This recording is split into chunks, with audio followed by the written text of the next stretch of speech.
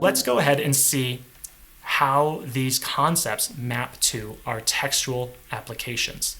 Now, our textual applications are going to use a little bit of everything that we've covered here. It's going to use a little bit of our geometry managers, right, our kind of packing that we covered. It's also going to use some reactive attributes. It's also going to use some commands that are emitted on a specific event. And so let's go ahead and get started.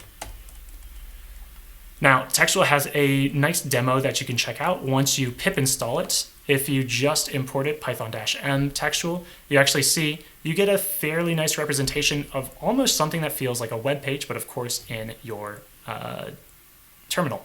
And so here we have the ability, I'm actually scrolling, I'm using my mouse wheel, which some of you might have thought would be impossible for an application in the terminal, but what you can see here is that there's a lot of features here. I can even click and have auto scrolls implicated. I have all of these different keyboard bindings that I have available to me. I can, for example, make that sidebar pop out. I can toggle dark mode using T on my keyboard or clicking this button down here. And we have a fairly responsive application. But what can we do this outside of just the textual demo?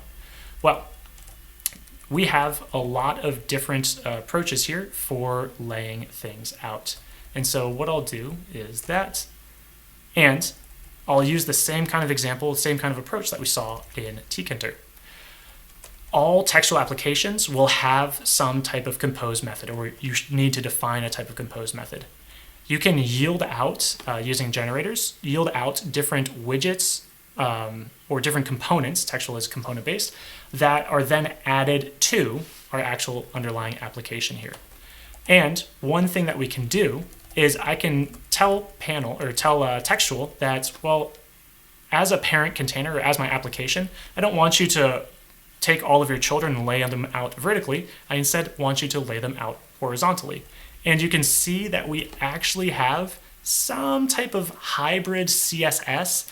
You'll need to do some digging on Textual to find out all of the different things that you can change here in the quote TCSS, as it's called. But of course, in our class body, in order to apply it, we need to define it as a specially named variable called CSS. You can also point this to a file. There's a CSS file or CSS path variable that we can use as well. But you can see here the type of selection syntax that we actually have access to.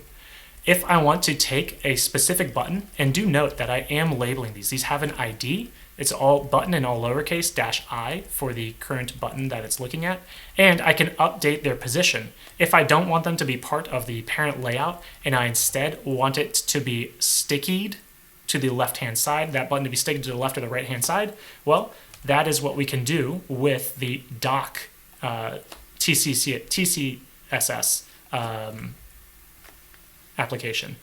And so we can see a few of the similarities that this has between like regular CSS, but we can see that it is quite different. And so if you're coming in here with a strong background in CSS, it's going to help you out just a little bit.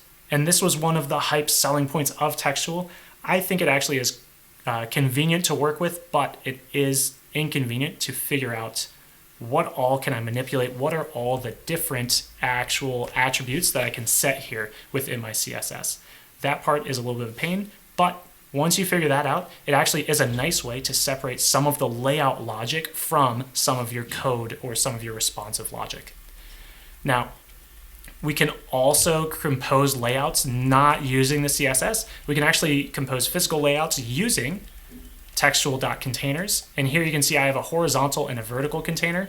And so I'm saying in a horizontal container, aka a row, I want you to make 3 columns. So there's going to be a column with 3 containers.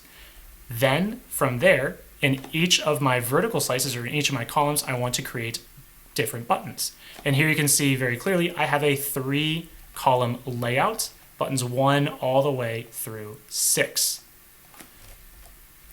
And you can use these types of components to actually lay out your interfaces or lay out your widgets to however you see fit. Now, you're of course going to need to mix and match the combination of CSS with some of the containers here, but the containers are fantastic for dynamic layouts or layouts that you want to change depending on how many things exist. Now, there are grid-based layouts as well, but I want to instead go ahead and jump into responding to events. Now, there is also, again, a lot of magic here. In terms of textual, how do we respond to events? Well, we have this method that we saw earlier. If my application has a button in it, then I can catch an on button pressed event. And these very specially named methods are going to actually be triggered whenever an event is called. Now, textual does run asynchronously, so this is being called in an asynchronous event loop, meaning if I throw a sleep in here, it will block my entire program for 1 second. And so that can prevent other aspects of your program from updating. But what we can see is that I'm creating a label, an empty label here, and a button. And then I am actually I'm updating that label to add some text in it. I'm just printing the string hello world. And what my button does, every time I press it, I'm adding an L to my hello world. And you can see all of the L's that I'm adding the more I click this button. Now, there is a more recent addition to textual to respond to events. This is the @on decorator. And I actually think this brings a nice substance to what events you can actually respond to. You can introspect the button class or the button object, and you can see that it has a capital P. Any attribute with a capital P is one that is event driven or can be responded to. And so all you need to specify here is every time a button is pressed, I want to execute this function here. And this is in direct competition with the previous syntax that we saw.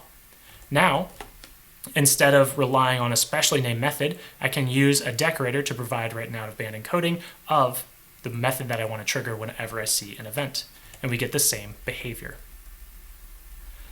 But in addition to just responding to mouse clicks or keyboard inputs, we also can actually have tried and true reactive elements, meaning that I can say that num is going to be a reactive element. To every reactive element on your textual application, you can do a couple of things with it. You can watch it, you can update it, and you can, of course, set it. So as part of my refactorization of the code here, I'm saying that the number of L's in my output, my hello world string, is going to start at 2. Then when I actually add this component to my application, and so this is just going to be called once, I'm going to go ahead and instantiate or invoke my watch num. What this is going to do is it's going to select my label out from my application, and it's going to render it with my default number of L's, which in this case is going to be 2, as set by my reactive variable or attribute. Now, each time I press a button, you can see that I'm just incrementing num plus equals 1. What this is then doing, num is, right, this reactive element, and so it's going to trigger any of the specially named methods, right, that watch or update.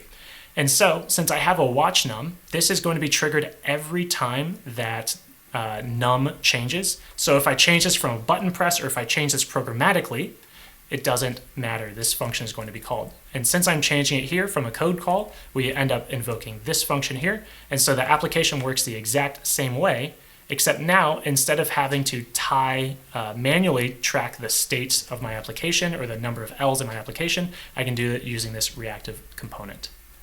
So this brings us into our final piece here, which is our stopwatch example from Textual. Now, Textual, the authors of Textual have created this stopwatch component, which I think is a great component or a great showcase of all that Textual can do. And we've touched on all of the core understandings, core concepts that you would need to actually compose this yourself.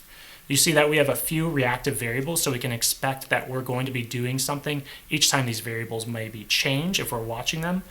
And so you can see that we are in fact watching time. So every time time changes, we're going to be invoking this function here. And I can see the self.update. This is actually where we're going to change the rendering of our actual component here. And so self.update is where the actual visible piece of my user interface here is going to change. Now we have a few other methods to start, stop, and reset our stopwatch. And that's just a simple stopwatch container there. Now we have to handle a few other events, right? Checking if the button that's been pressed, and we could, of course, swap this out for on decorator syntax instead of catching all button presses. But we just need to program some logic in here. We're also using some class attributes, so you can actually see in the CSS that we're providing, we are actually using or defining some different classes. And I like that you get this mishmash. You can define classes or define attributes on classes that are defined in your Python code, but you can also define actual classes as well, actual kind of CSS classes as well. The last thing that we do is we can bind some keys, right? So anytime I press D, I'm going to invoke the toggle dark method of my application, which is a default method. And then our compose has the actual composition of our application. We can go ahead and run this, and we see that we get the textual stopwatch application here. So when I click start, we see that my stopwatch actually begins counting up. And of course, this code will be running asynchronously in Textual's event loop. And so these are just the basic pieces of knowledge that you need in order to actually compose and reason about graphical user interfaces, because there are so many tools that are going to create graphical user interfaces, and they all, or a lot of them, share overlapping concepts. That is, how do I lay things out?